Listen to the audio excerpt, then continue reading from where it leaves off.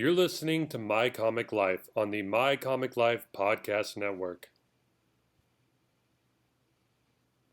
Welcome back to My Comic Life, folks. That's right, you're in for another great My Comic Life episode covering all things comics, video games, movies, pop culture. If that's what you're into, you found your one-stop podcast for all that.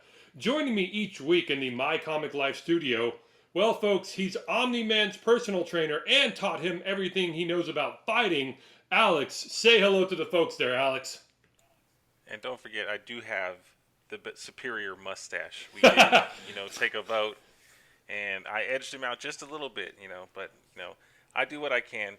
Folks at home, glad that you're with us for yet another week of very exciting news that we have in the comic book community. Let's go ahead and get right into it, Sam. I can't wait to take these people through it. Yeah, man, I can't wait. We are first jumping off to Amazon Prime here and their new hit series, Invincible. The animated series Invincible has become somewhat of a smash hit since its episodic release on the streaming platform, Amazon Prime. The series premiered March 25th and has already become one of the top-ranked original streaming programs according to Nielsen.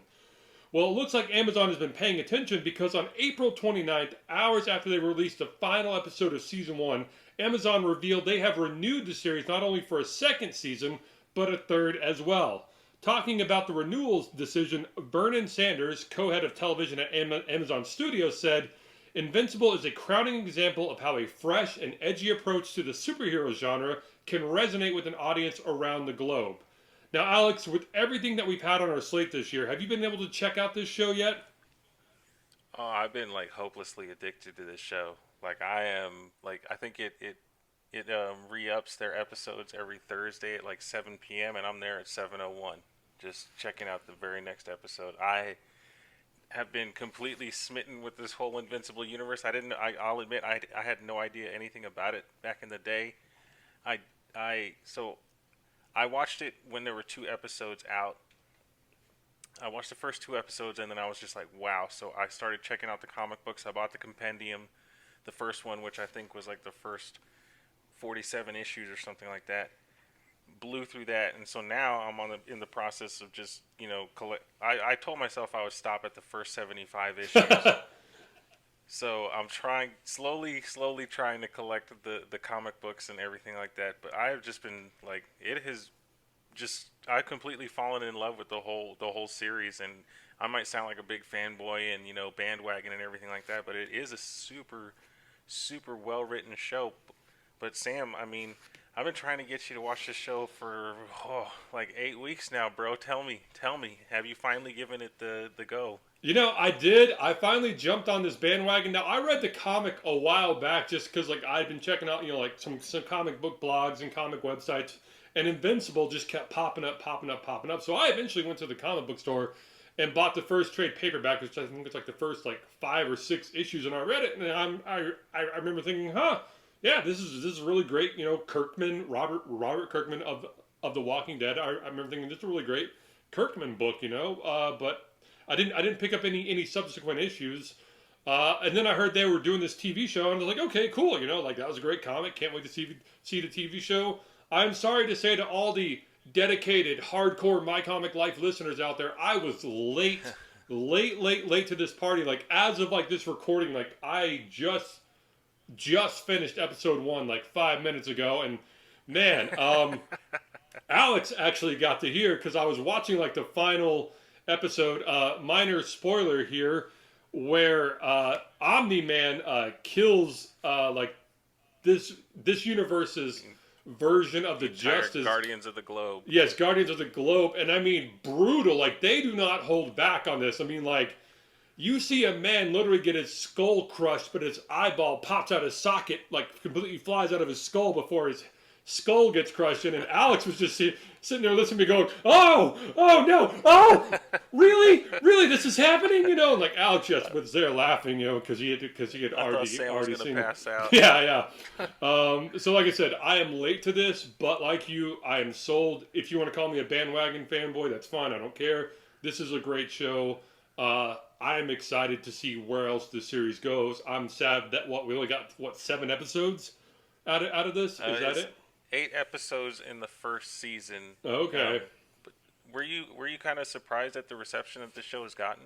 I mean, I mean, I don't know. I mean, people really, like love The Walking Dead. So I mean, like, there's proof that Robert Kirkman's work can be adapted from comic book to screen. Now, I know that's a live action television series versus like an animated series. But I mean, if you look at HBO's Spawn back in the day, like that was sort of a sleeper hit. But I mean, that was another like brutally violent, adult cartoon, but people loved it, and people still talk about it. And people still want it to come back to HBO.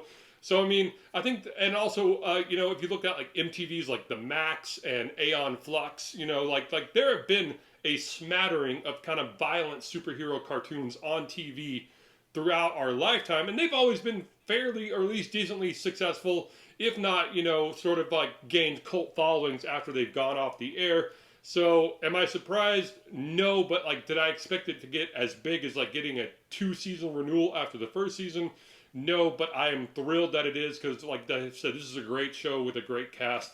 Alex, what were your thoughts? Were you surprised that this caught on so quickly?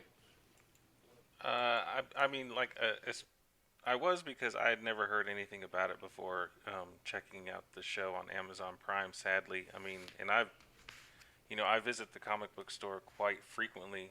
Every Wednesday, I'm there picking up my new issues and everything, and I just had never come across it. I used to be a huge Image fan, and then that just kind of went by the wayside as I got older. I kind of just got back into Marvel, and now as I'm getting even older, I'm getting into DC. So it's like, I guess maybe the books change with you, but as far as the reception that the show got, yeah, I am actually very surprised that it did take off like it did. Now that's not a testament to any kind of like the effort that's being put into the show, because obviously they made a very conscientious effort to kind of keep the art style the same and keep the kind of core principles of the show the same. So hats off to them there. But I mean, Robert Kirkman is kind of like, I mean, that guy has just got an amazing, just like this almost zeitgeist where he's able to just know what everybody wants to watch and everything. So hats off to him. I'm gonna keep watching this show as long as it's on. And like I said, I'm in the process of collecting everything that I can. So hopefully, we're not gonna see the end of Invincible anytime soon. No, no. Yeah, as you said, the television adaptation is based on the comic book by the same name, uh, Robert Kirkman, who is famed for creating The Walking Dead. Now, this series follows teenager Mark Grayson, the son of the most powerful being on the planet, Omni-Man, and Mark has developed powers of his own and is now learning the price of being a superhero. The thing that this series boasts is one of the most very talented voice casts, including the charming Stephen Yeun, Mustache Hall of Famer and friend of the show here, J.K. Simmons, as Nolan Grayson and Omni-Man, and the always stellar Sandra Oh as Debbie Grayson, Mark's human mother and kind of anchor of the show. The cast also includes likes of Seth Rogen, Walton Goggins, Kevin Michael Richardson, Mahershala Ali, friend of the show and BDE master, Michael freaking Dorn. We love you here, Michael Dorn. Captain. uh, Ezra Miller, Jeffrey Donovan, Zachary Quinto, Jillian Jacobs, Jason Mantzoukas. Sorry if I butchered this name here, but Zazie Beats or Zazie Beats? Zazzy Beats. Zazzy Beats, thank you. Lauren Cohen, Mark Hamill, Clancy Brown, also another friend of the show. We love Clancy Brown here. Man. John Hamm, Jaimin Hansu, and Reginald I Shot a Kid of Bell Johnson, among many, many more talented actors. This show's cast could rival Endgame. Do you think that the onset of the pandemic freed up the schedule of a lot of these stars to be able to participate in such an ambitious show? And do you think that this is inadvertently harming the voice acting community, Alex? So I actually do think that the pandemic and the lockdowns and everything and the quarantines, it kind of forced everybody to branch out their normal comfort zones, because a lot of these are award winning actors and actresses. These are kind of legends in the making in the acting in the Hollywood circles. People like Mahershala Ali, um, even Ezra Miller. He's young and he's lame in Justice League, but he's all right. Jillian Jacobs is always a very very pleasant surprise. You got the absolute just the man Mark Hamill. You got BDE Michael Dorn. Like it's the voice cast of this is it's deep, man. It's real deep and it's amazing. And to go back to your question, yes, I do think that the pandemic did have something to do with just the amount of star power that they could muster up for this show. I don't know the reason. I don't know if it was maybe Bezos threw a party and now he's got a whole bunch of some really strange pictures of some of these people and that they're blackmailing them in or something. But for them to get a cast this deep is kind of crazy, man. It's almost like it's a Disney movie or something where it's just this many people. But as far as do I think that this harms the actual voice acting community? I mean, you've got Mark Hamill in there, and he kind of makes up 80% of the voice acting community. But I mean, I have to defer that question to you, Sam, because you're of the two of us with any voice acting kind of experience. I mean, I know you're still trying to break into that business, so I mean, what do you think? Do you like this whole, these actors moving in on your turf? Or Oh yeah, my turf, man. You're right. I have been trying to break into the voiceover business. I haven't gotten much beyond, and I can literally say there's a few community college productions, where people are like, here, come record this, and you can add it to your audition tape, but record it for free for me because I've got a class project due. And so yeah, I've stepped into the recording booth a few times and done that. Am I excited to see a cast of like this many all-stars, especially people like Reginald Vell Johnson, who like I haven't seen much of him in a while, and like Michael Dorn? Yes, but do I believe that the pandemic definitely helped free up people's time? Yes, because we were all on lockdown, and I kept seeing like some celebrities that I follow on Instagram, post, hey, doing voiceover work today, like from my walk-in closet at home here, trying to stifle all the sound. Like I at least saw 4 to 6 celebrities post how they were doing voiceover work, just continuing to work during this time. Do I believe that this could kind of hurt some of the voiceover community? Yes, I do, because, if you look at like the Simpsons cast, like they were all unknown. So now a couple of them, like Hank Azaria are, are household names, but this is like a show like this is how like, maybe not like your main cast. Maybe you do go after Stephen Young and J.K. Simmons and, like I said, like the primary characters, but you could get unknowns to fill in for like, cop number 1, cop number 2, or, for filling in for, and I'm blanking on it again, but like, some of the Justice League, members of this universe. And instead you had this plethora of, actors dying to act on anything they possibly could. I feel like, being cooped up in their houses during the pandemic, and then Amazon drops off the script, and you see it's from Kirkman's, the creator of the Walking Dead. So yeah, it hurts it a little bit, but am I still excited for this cast? Hell yes, I am. This is a great cast, and I can't wait to keep, going down this road and seeing where this show takes me. But kind of absolutely. So I got a question for you. You had talked about how this voice acting cast was, very boisterous and very extremely talented. I don't think anybody's arguing with you there.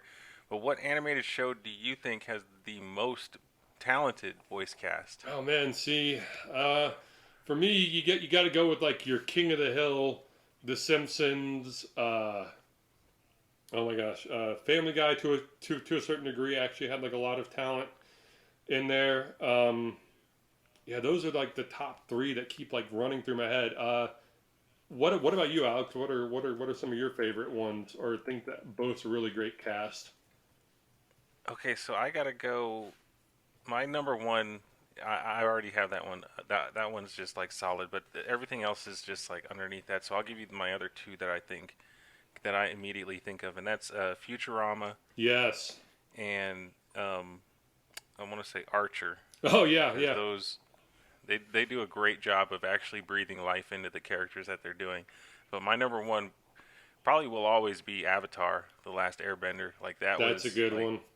just amazing performances all the way around, not a single bad episode. So that'd be it for me. But that was just a quick question I wanted to get from you. And if you guys listening at home, if you have a show that you feel like has a very super talented voice cast, go ahead and drop it in the comments below. I mean, Sam said The Simpsons, and I mean, like he's not lying. Those are some Yeah, legends. two So more quick shout outs there, man, because you got my brain firing off here on this.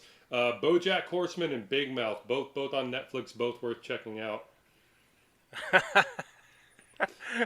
they're pretty good, man. They're pretty good. Are you laughing more at BoJack or Big Mouth? Just BoJack, dude. I just can't get What? into that Oh show. my We don't have gosh! to, we don't have to argue about it now, but man.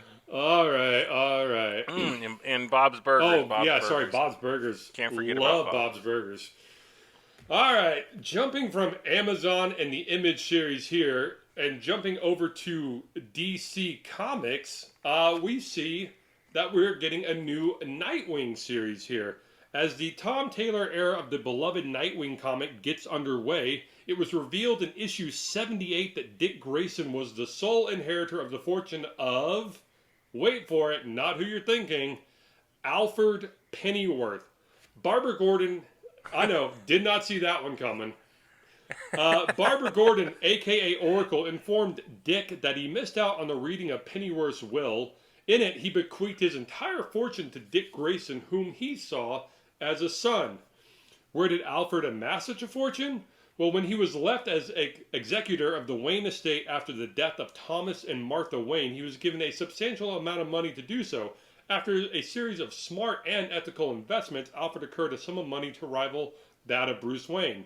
Now, if you've been following along with any of the Batman comics, you know that after the effects of the Joker War, this makes Nightwing substantially richer than Batman. So, Alex, who would have thought Alfred Pennyworth was a billionaire? Did you see that coming? Hell no, man. Nobody saw that coming. Like, I guess when you think about it, it does make sense because you couldn't possibly expect this man to just do this shit for free. I mean, but and when you think about it, if they gave him a big sum of money, but then he gets to live in that fat mansion, so it's you know obviously he's not going to spend that money on rent or a mortgage or anything like that. I mean, he's all taken care of, and so all he has to do is he just got to wash them dishes and stack, bro. Like and so I think it's a really kind of slick way to change, or at least to figure out how to change things up in the DC universe. And my hat's off to Tom Taylor. He's a phenomenal writer. I'm just now getting into some of his stuff, and I do plan on getting every issue of this Nightwing run that he's going to be making. But what about you, dude? I mean, tell me you looked into the crystal ball and you saw Alfred Pennyworth was actually like, billions worth. So you got I to let me never know. saw him being like a billionaire. Like I thought maybe he had like 150, like $250,000. Like I thought the Waynes and especially Bruce like would have paid him real well, for all the times he had to patch and sew Bruce up, especially. So I thought he was like a quarter of a millionaire. Like he could have retired at any time and like lived comfortably, and Bruce would have set him up and everything. But billionaire with a B, did not see that coming at all. But I do like how they're like he made smart, ethical investments. He wasn't asking Lucius Fox to give him like insider Wayne stock trading tips. Manipulating the stock market or anything. He just made some wise investments there. So good on Alfred, man. Pennyworth invested in Doge going to the moon, boys. No, so I mean, really, good on good on Alfred there for recognizing a good investment when he saw it. What do you think about a storyline like this? And are you a Nightwing fan, Alex?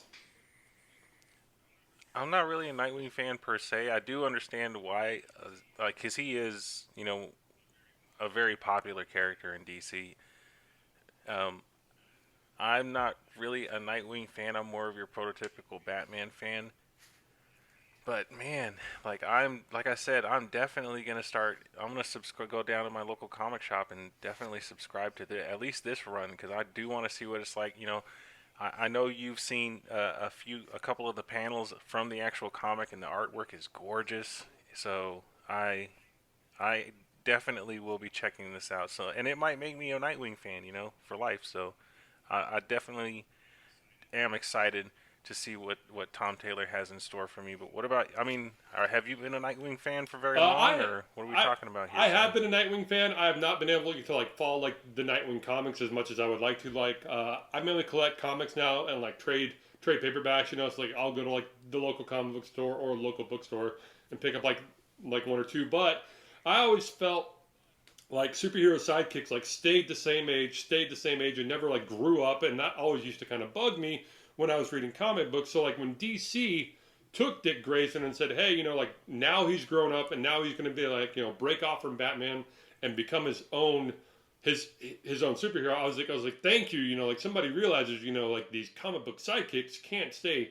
12 to 15 to 16 forever. Like it would be nice to see these characters grow up and go somewhere. And I think Dick Grayson was one of the first ones to do that.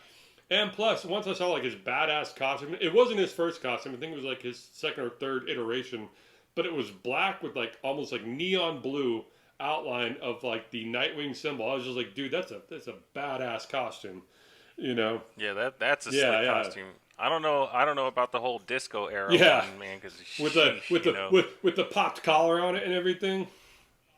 oh my Yeah. goodness, the plunging Yes, the V-neck, plunging dude. V-neck. But Like, yeah, no, I think it was late '90s, early 2000s. He started sporting the black and like blue, and then like when it became New 52, they just lazy on their part, but they changed the blue to red, and then when New 52 ended, they went back to blue.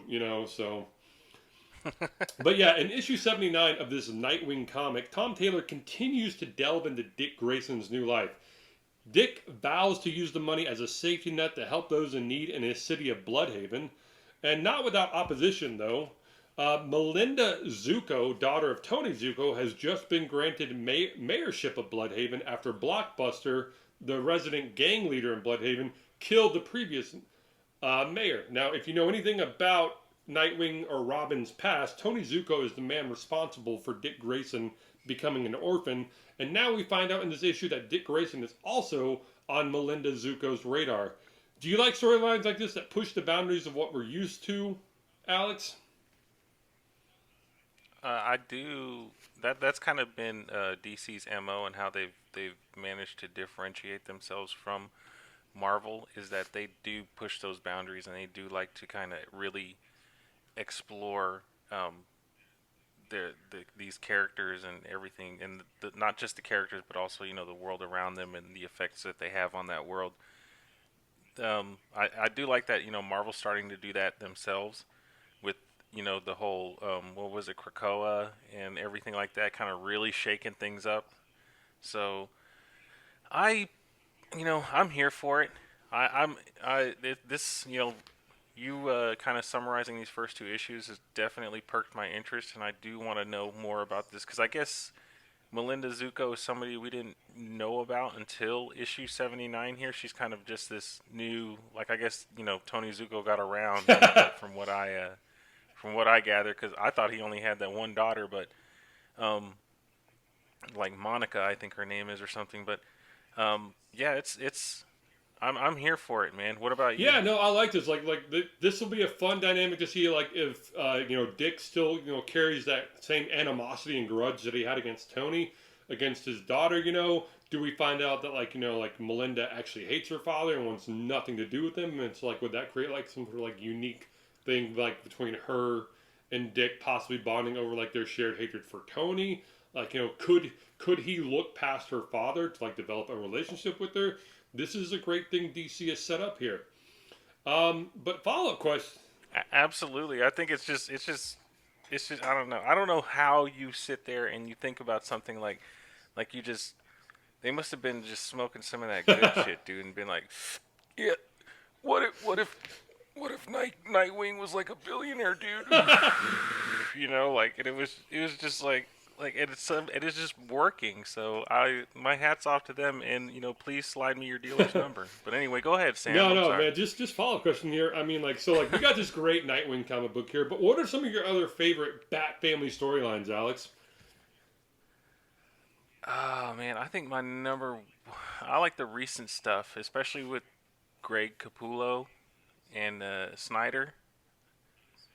So I liked the Court of Owls a Oh, whole lot. Like that was a good that one. was a really interesting. But I think my number one favorite Batman story that isn't Mask of the Phantasm has got to be I guess Batman Hush. Okay, all right. That's probably it. I thought that was a really cool storyline and a really nice twist. Like I said, DC's been doing it for a while, so it was really cool to read that. But you got a favorite Bat family Oh man, storyline? for me, it's got to go Long Halloween, man. Like Long Halloween still stands as like my favorite Batman comic that I think like I've ever read. Like it just blew me away. Like I just love the whole noir and mystery of it. But coming in, That was like a 13-month yeah, event, yeah. wasn't it? I was like a something. But I mean, yeah, coming in like a close second place for me would be No Man's Land, where Gotham gets rocked by a massive earthquake and it becomes its own island, and like Batman is kind of missing throughout parts of this, and like like Nightwing takes up like Mm, guarding like one section of the city, and like Robin's got one section, and like basically, yeah, I mean like the city's kind of devolving into chaos and everything.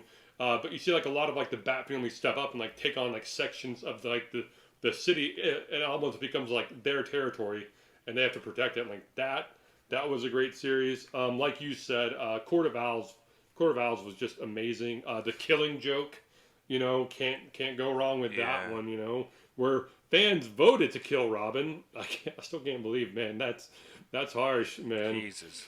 But yeah, speaking of, And still, even this recent this Joker war that yeah, you were just talking about. but yes, Even that, these writers of Batman have been on point for a minute here.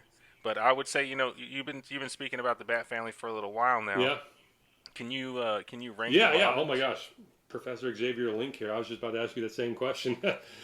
Yeah. So first of all, you got to go OG Dick Grayson, original Robin. He is number one on my list. Coming in at number two would be Tim Drake. I think like he was like just he had a lot of the same characteristics as Dick, but also enough to like stand out and make him like his own great Robin.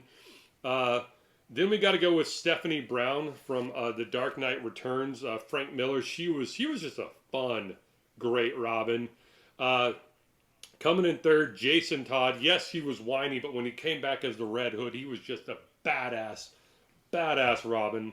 Well, sort of like anti-hero there, but still, yeah. And then finally, fifth place for me, just because he's a little too whiny and spoiled for my taste. But I guess kudos to the writers because you wrote him that way, and I'm having these feelings for him. So I guess you're doing your job. But Damian Wayans comes in at number 5 for me. How would you rank your Robins, Alex? Oh man, I gotta go. I would probably put Damian King Joffrey Wayne number What? one. Just because I feel like he could kick every other Robin's ass, dude. Like it just like, he was from birth, dude. He was just trained as a secret assassin. Like how can you not? How can you not? you know. Number two, I like Jason Todd. I like the Red Hood. What the Joker did to him was freaking crazy, and somehow he got resurrected. He was one of those ones. He was like kind of like Bucky, where it was just like nobody dies in comics except Jason Todd and Yeah. Bucky Barnes. But now, for some reason, we got both of them, and I'm actually glad we do because they're two kind of really good characters with really complex backstories. Three, I would go Dick Grayson. Four would be Timothy Drake, and five would be the Dark Knight Stephanie Brown. Really? That's just by default, though. So, yeah. Which one of these Robins is the one that's in Titans? I've never seen the show, but I know you speak very highly of it. Which one is it in Titans? Crap. It's been so long since. Currently in Titans, the live action Titans TV series, and I'm gonna spoil it here for you. So pause the podcast a little bit here and like skip ahead like 5-10 seconds if you don't want to hear this. It's Dick Grayson, but Jason Todd shows up as well because Dick Grayson has kind of struck out on his own and become a cop. So he's a cop during the day and he's Robin at night. But like toward the end of season 2, he really hands the mantle off to Jason Todd, and he unveils his Nightwing suit and becomes Nightwing at the end of season 2. Oh, neat. Yeah. Yeah, one of these days I really got to check that show Uh, out. it You speak very it highly starts of it, out Jay. slow, and it's definitely a DC dark horse, but it gets better as it goes along, and it's worth checking out for sure, for sure. Absolutely. Hey, we invite you Yeah, fans. rank them. You know, rank them down below in the comments, man. Let us know what your favorite Robin, and let Sam know that his list is extremely misguided. Or let Alex know that his list is extremely skewed. But Alex, I do. And I will be on hand to block you. No, I'm just kidding. Just please let us know what you guys feel like. But I'm sorry, Sam. Please No, continue. just a quick follow up question here. DC is having success with its Nightwing series here, and Marvel is having a great success over at Disney, and but once again, we were talking about Image series earlier. What other, and with it, Invincible being picked up for like 2+ seasons already, are there any other Image comics you think that Amazon should get involved with, or like would lend themselves to being like great either animated or live action TV shows? Oh man, so and these are supposed to be. I would as long as they stay true to the comics the same way that this Invincible has. I would like to see. It's difficult because I don't know if does HBO still own Spawn, and does MTV still own the Oh yeah. Max, and so it's like, so if we throw those two out, if Amazon was smart, or I guess a lot of people that are smarter than me would actually ultimately make the decision. But if they did decide to buy some of these Image properties, I guess I'd like to see the Savage Dragon, Yeah. like a good Savage Dragon one, not like your Saturday morning cartoon, Thundercats, Masters of the Universe Savage Dragon that we got way back in like the early aughts or the late Now streaming 90s. on Peacock if you Um, if you want that nostalgia. Absolutely, but or what was the other one I had? Maybe like a Gen 13, something, some kind of a. Oh, it's just really difficult because it's been so long since I've seen Image Comics, and I used to just love the hell out of them. But a lot of those properties ended up like they. The thing with Image is that they were creator owned properties, and when those creators left, they took those properties with them, so they're not really Image anymore. But yeah, if they could and bring back the Spawn animated series, man, that's what I would. Oh man, That Keith thing was. David voicing Spawn. Yes. God, he did. Yeah, you want to talk about a very talented voice Yeah, actor, man. man. That. But what about you, Sam? Do you have an Image comic or an Image property that you're looking forward to seeing on animated or on the small So screen? like you, I would love to see like a more adult take on Savage Dragon, and less of like an X-Men ripoff take on Savage Dragon. Uh, this next one's kind of funny. I read the first book and it kind of made me laugh. But there's one called Sex Criminals out there. Now, do this animated, do this live action or not.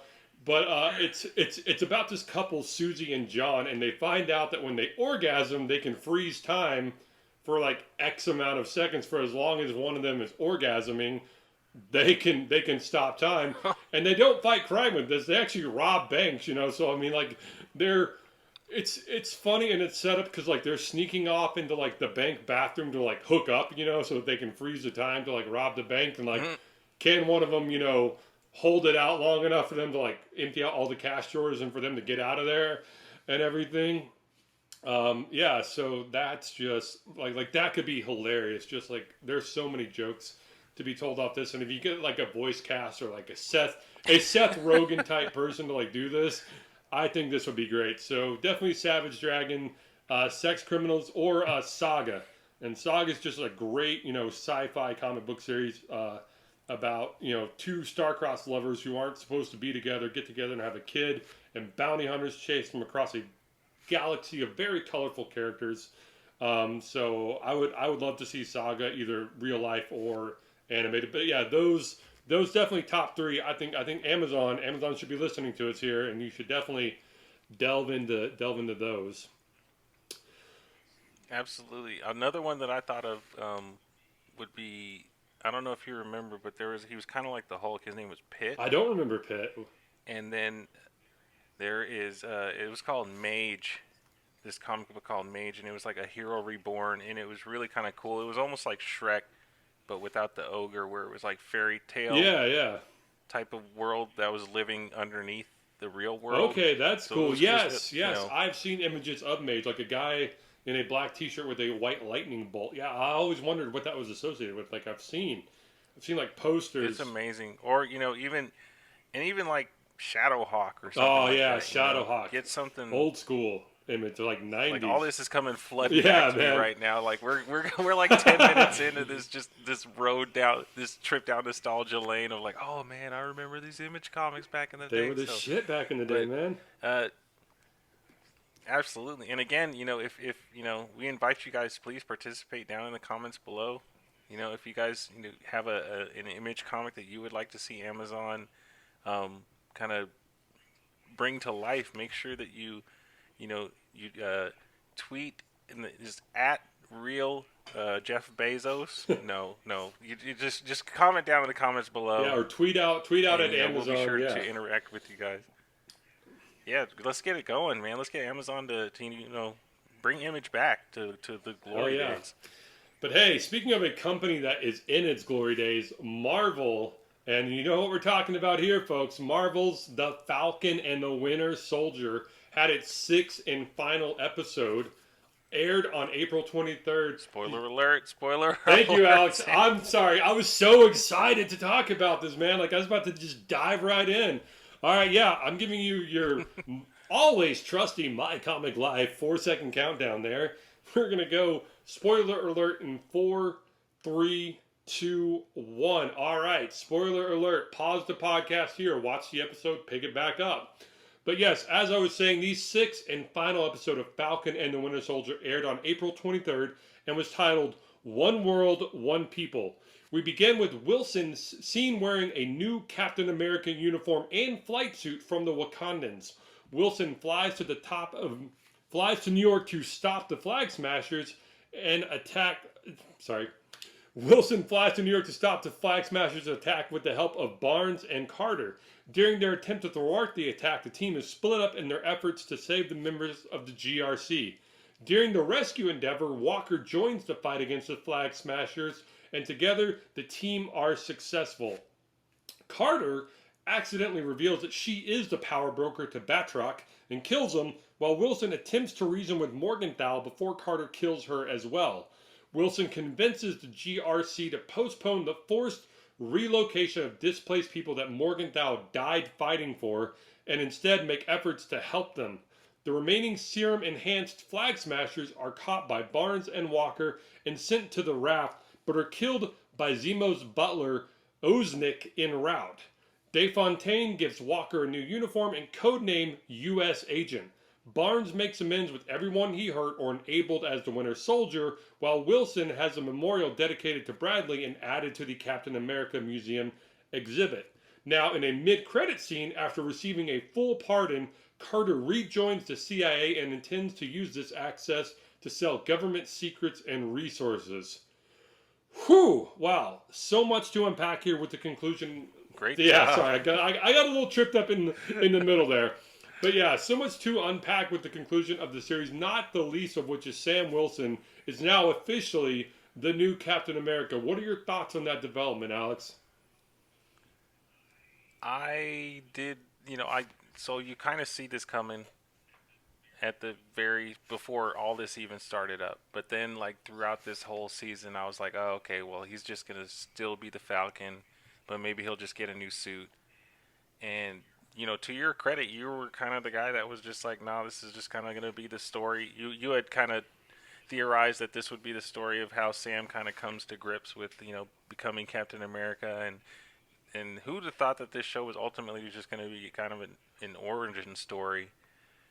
So my hats off to you for that one. Because I didn't think that he was going to end up taking up the mantle. Oh man, no, I didn't know. I saw it coming. Well, fingers crossed, I saw it coming. Absolutely, but I like it.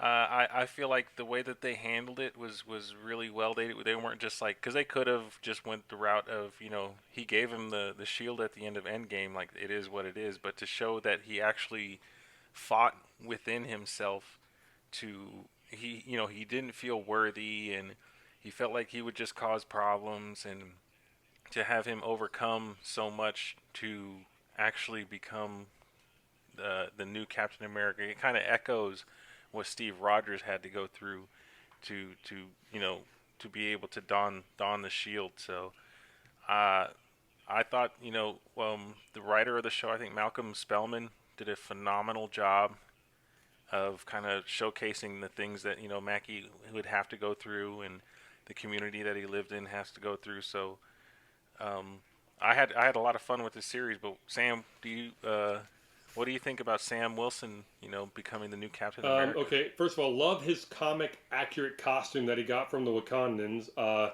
Thrilled that he is, taking up the mantle of Captain America, because you see like a lot of like echoes of like who Steve was in Sam a lot. Kind of like when Steve tried to like talk down Tony during Civil War instead of fighting him.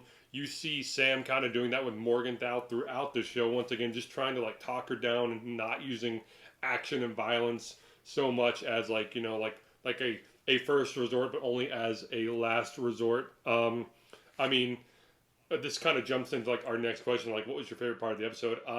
Honestly, like my favorite part, and it's not even like an action filled part, is when he's standing outside with like the GRC people, and he's given this great speech, like this great impassioned speech about how like you've got to do better, you've got to be held accountable, you've got to be more transparent with like what you're doing to help these people. People are dying to prove a point here that like you're not doing enough as an organization, and relocating people isn't going to fix a problem, it's only going to make more enemies. Just that whole part, I mean, like I got goosebumps. Like I love that part. So I, I'm telling you, man, I was watching that part. I was sitting there with my girlfriend. We watch it every Friday, and she just like all like it scared me, it startled me because I was all into the show, but she was just like, "That's why Steve gave you the shield. That's why." And I was like, "Dang, you're 100% right. Like he is just exactly what Steve knows America, probably better than most, and I guess he felt that Sam was what America needed, and he turned out to be right by the end of this, and I hope that he's right moving forward. But I'm sorry, Sam, I didn't mean to no, no, interrupt you. no. I Please mean, continue I on totally with agree your. with your girlfriend's assessment right there. I would have been shouting right alongside her. Yes, that's why he deserves the mantle of Captain America, and that's why he was a great follow up for Steve there. So like I said, just I know certain people said like that like kind of like slowed the pacing of the show down, but I just love that. Like to me, it just made the show richer and better. That being said, Alex, like favorite parts of the show, or any parts you thought they could have done better? I did like anything. I mean, I liked anything that with Isaiah Bradley. Really, that to me was like some of the best acting in the show. I liked. I know. I was a huge action junkie going into this, and I did not care for WandaVision because of the lack of action. But I do feel like some of the parts that didn't have action in this show were some of the strongest parts. Go figure. But um, yeah, I just yeah, and I loved John Walker's kind of semi character arc, where he ultimately at the very end kind of just he recognizes that save the people. Revenge is revenge that comes at the expense of more lives is not really revenge. And I'm glad that he at the very end he does get his redemption kind of story started with DeFontaine giving him the new suit, which is just like that suit just looks so bitchin', dude. Like that thing works, man. Like, oh, I was like, wow. So that's probably be my favorite part of this episode is that was the U.S. agent suit, And then my favorite part of the whole show was, I guess, anything that had to do with Isaiah Bradley. All right, all right. Yeah, I wasn't quite sure I was ready to see U.S. Agent have like a redemption arc yet. You know, after just like what, like 2 episodes previous of him like smashing a guy's face in. But I mean, I guess credit to like the writing staff because like kind of like right up at the end, like when he walks out so excited to be in that U.S. agent suit, they sold me. Up until that moment, I was like, I don't want to like this guy. I shouldn't be liking this guy. Like he did like the ultimate like atrocity with Captain America's shield in front of the whole world. But yeah, and yes, Isaiah Bradley at the end, like when he gets his exhibit in the Captain America exhibit, and Sam's like, "Come on, follow me. I got to show you something." Yeah, definitely teared up at that part. But yeah, so it looks like the Marvel shows on Disney Plus seem to be carrying more weight than the previous shows on ABC and Netflix. Do you like that Marvel is allowing the small screen to shoulder some of the big picture weight of the cinematic universe? That's a yes and a no. Like I said, 'cause when we first went into, I think it might have even been before even WandaVision. This whole you have to have this subscription and this subscription in order to get the full big picture. That's kind of it's a double-edged sword because there are people out there that aren't quite as fortunate as us to be able to to have access to stuff like this that are going to be missing out on some of these because they're the Captain America 4, they're going to see Sam Wilson show up in the uniform and be like, what the hell, what the hell's this? So they're just going to see, from their point of view, it'll be Sam gave him the shield, now he's Captain America. They're not going to see what went into him actually becoming Captain America. You kind of Yeah, get what yeah, I'm yeah. I saying? see. I see. But I do like that, we're given more. They're able to actually kind of give us that. So like I said, it's a double-edged sword in that respect. But what about you, Sam? Do you fall one way or the other, or do you actually like given the more Marvel the merrier, or you want to keep it in the big screen? Well, so I see your point where it's like if people can't like subscribe to like Disney Plus, and yeah, like they're missing out on like a whole big chunk of like character building and like some really great stories here. So in that regard, bad, but I think we saw when like Agents of Shield tried to follow the Marvel Cinematic Universe too much, like it hampered the show, and you saw that show get better once it broke away from the Marvel Cinematic Universe. So I don't think Agents of Shield could have followed the Marvel Cinematic Universe as much. As much as like it functioned better on its own as like an independent show. And with the Netflix show, I mean, like you got mentions and like winks and nods to like the New York incident as they called it. But to me, like Right. those Netflix shows like Daredevil and Jessica Jones and Luke Cage, those felt like almost like very real, very grounded shows.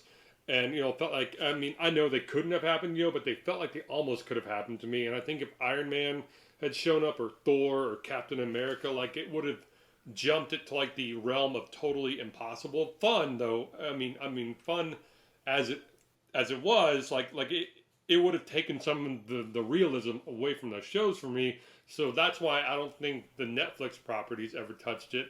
But now that Marvel's got these like Marvel Disney Plus ABC, Marvel Disney Plus shows here, yeah, they're able to take movie characters and yeah, like structure entire TV shows around them. And so I think that works better than trying to like like lean on Shield or Daredevil or Jessica Jones or Luke Cage to like carry kind of like follow ups to the Marvel films.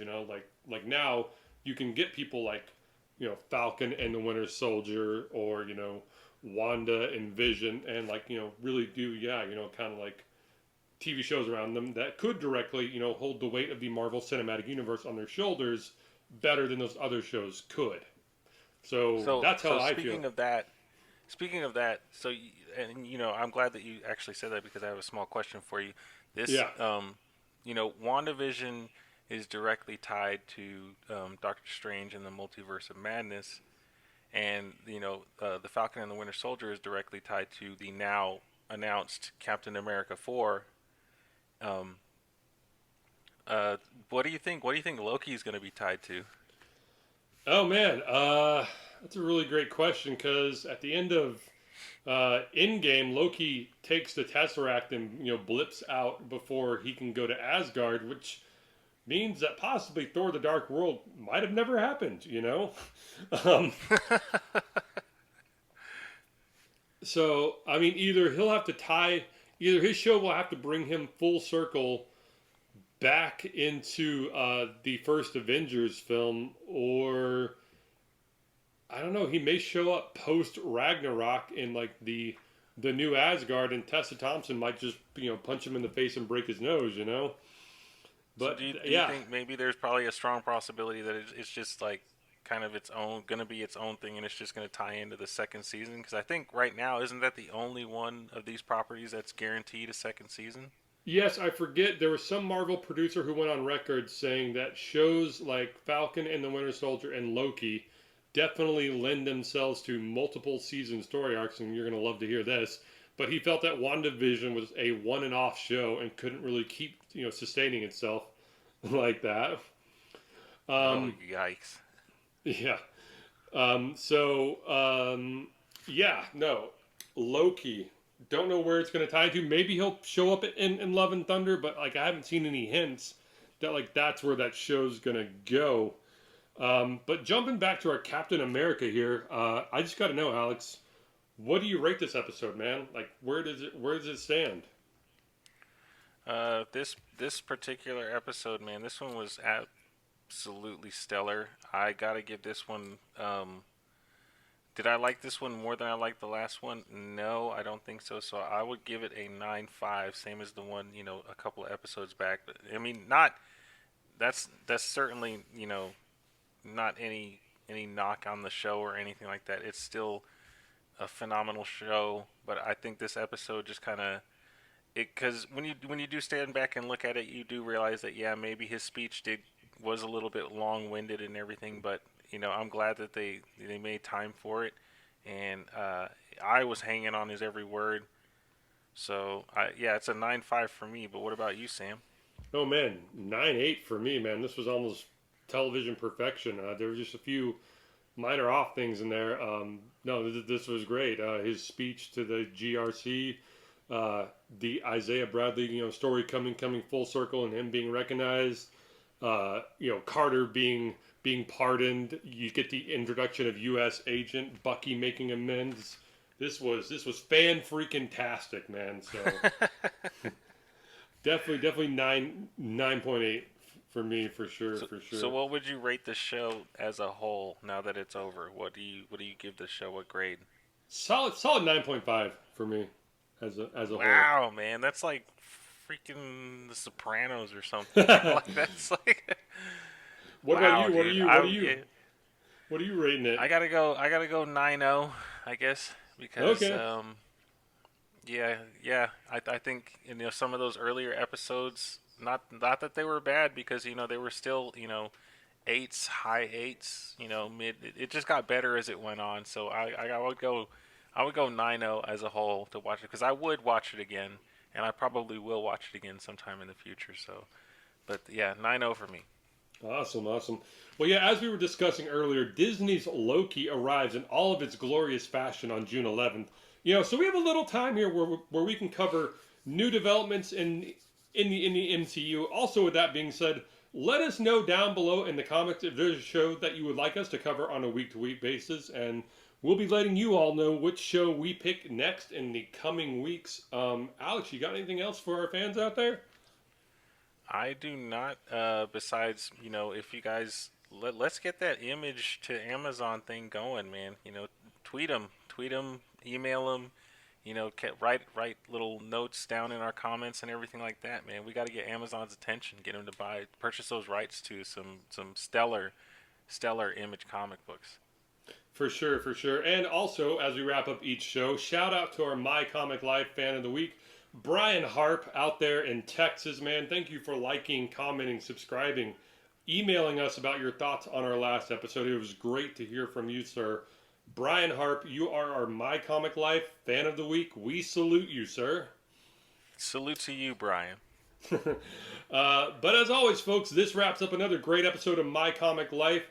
If you have anything you want to hear us talk about, please email us. That's real mycomiclife@gmail.com. Again, that email address is real mycomiclife@gmail.com. We have a YouTube channel. Just look for that beautiful and oh so awesome My Comic Life logo and click that subscribe button and get your friends to subscribe as well, and continue to like and comment and subscribe to our Facebook page. Once again, tip of the hat to Kevin Smith. Sorry, man. Show just ran long. We just couldn't get you on. One of these days, I swear, you're going to get on this show. I know you have been fighting hard to get on here, and we just keep running out of time. Sorry again, sir. Sorry, Kevin Smith. We'll get you on here. But as always, folks, ditch the herd. Be a nerd. Stay strong out there, my friends.